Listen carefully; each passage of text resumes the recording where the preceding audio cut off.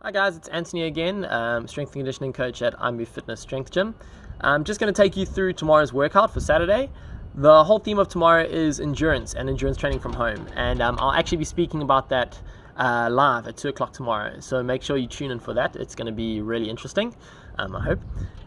So yeah, today's workout's very basic. It's just going to consist of a warm-up followed by quite a bit of running, our beep test, which I'll take you guys through in a sec. But firstly, for the warm-up, it's just 5 minutes of aerobic activity. So that's anything like jogging, skipping, if you have access to a bike, indoor bike, cycling, or a rower or treadmill. Just something for 5 minutes to get the heart rate going, nice low intensity aerobic activity.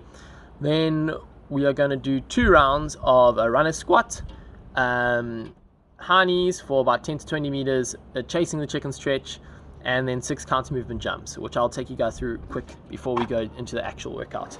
Okay, so the runner's squat, very simple, or runner's lunge, depends how you want to look at it.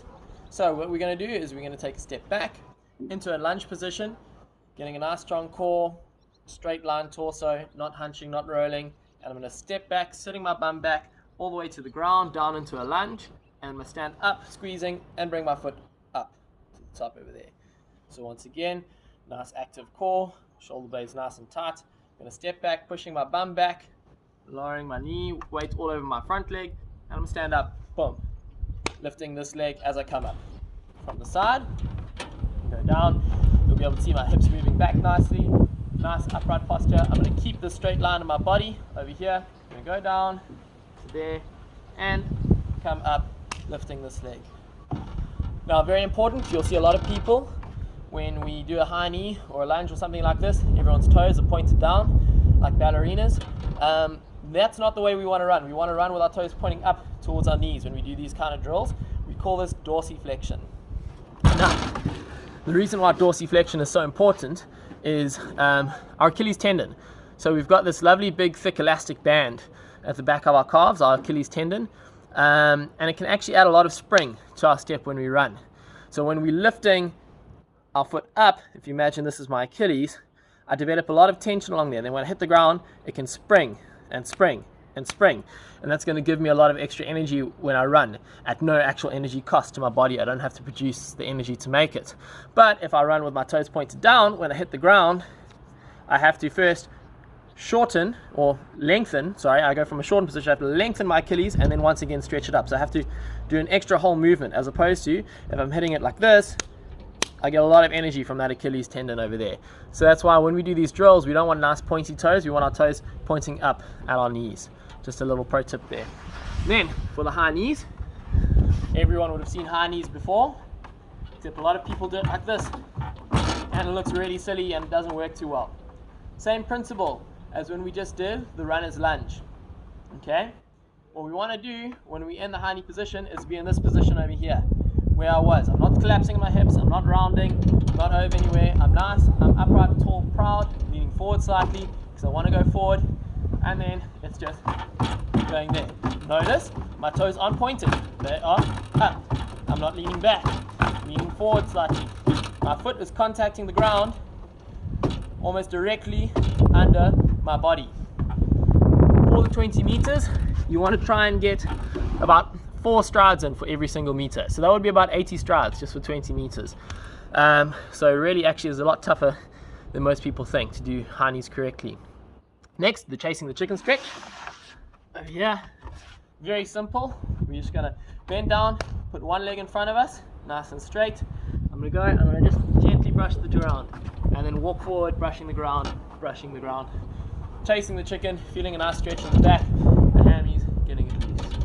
Okay, then the counter movement jump. Very simple. We're going to put our hands on our hips over here.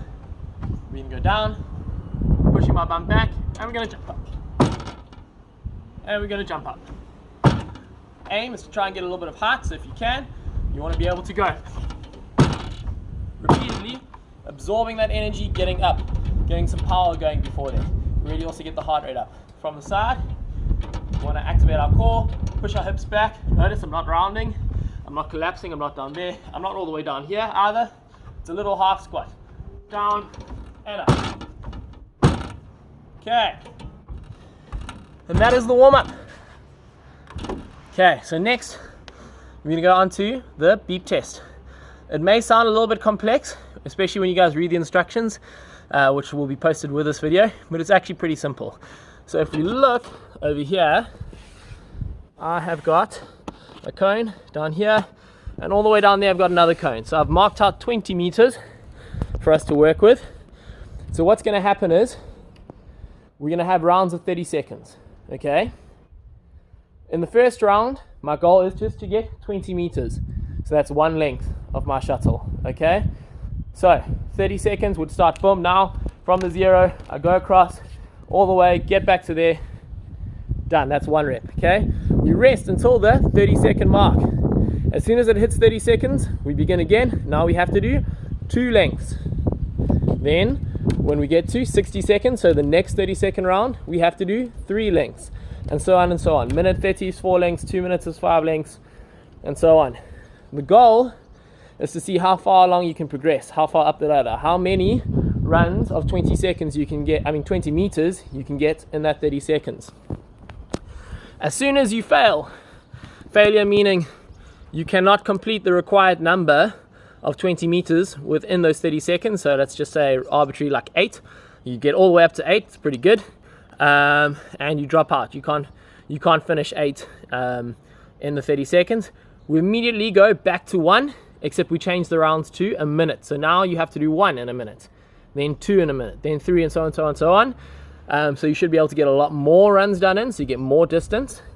And then once we do that and you fail that, we go all the way back to the beginning and we do it for 1.5 minutes. So as you can see, you can actually really start building up the distance over this time period and the time that we're actually going to be operating for. This workout, the actual beep test part, should take you between 30 to 40 minutes if you really fit longer. And the whole idea is we start off, not too fast. You don't need to use too much pace, and you get a decent amount of rest. And then as the speed requirement goes up, because you need to do more, your rest requirement comes down as well. So it can actually be a pretty tough workout if you take it properly. You also get a nice little recovery period once you finish sort of each round. Once you've done all of the 30-second rounds, suddenly you've got a minute. So for this first couple, you only have to do 20 meters in a minute. You get some time to recover, but then it's going to build up and ramp up again. It's going to get harder. Same for the 1 minute 30. I tried this workout out the other day. I tested it out before this, and the rest actually almost felt a bit too long for the 1 minute 30. But trust me, if you keep going, you keep pushing by the end, it can be really tough. So make sure you try and get to the end of the workout. And then also record how many rounds you guys get in the workouts, and then maybe you can, put them on your little, on the daily sheets, or just, mark them down, and next time you try it out, see if you can beat it.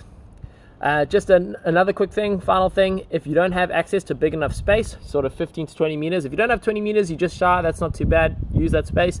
If you really don't have the space to run, what we can do is you can either do skipping, so 5 skips every single round, so you do 5 skips, then 10 skips, then 15 skips, and so on. If you don't have access to a skipping rope, you can do what we call penguin jumps. They're kind of like skipping. I'll just demonstrate real quick. Yeah.